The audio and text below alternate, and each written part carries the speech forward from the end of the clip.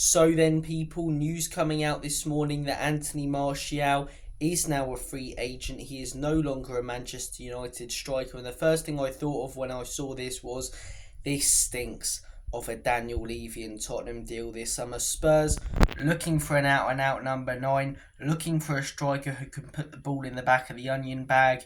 Anthony Martial is that, and he's very cheap. He's very cheap. Is he good enough in my opinion?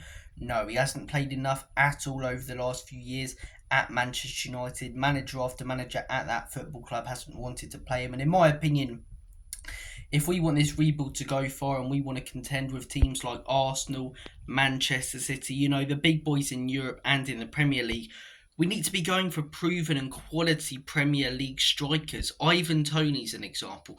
Dominic Solanke is another example for me. Alexander Isak. These sort of players who are experienced in the Premier League, who have got good records in the Premier League at clubs that haven't really achieved much over the last few years. And I get that people go, it's bigger pressure. But Dominic Solanke scoring, 15 goals at Bournemouth? I'd say that's more impressive than Haaland scoring 30 at Man City because of the lack of service compared to Haaland at Manchester City. Same with Alexander Isak, same with Ivan Toney. These sort of strikers, if we're looking for an out-and-out number 9, are the ones I believe we should be going for.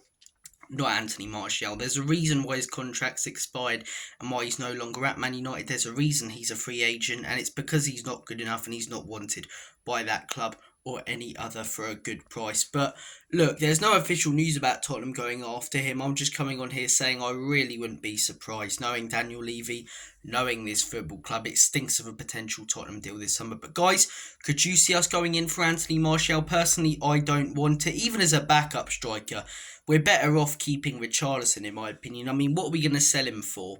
40 million? Probably, less in all honesty. We signed him for 60, so we're not making any profit off that. In my opinion, keep Richarlison as a backup striker.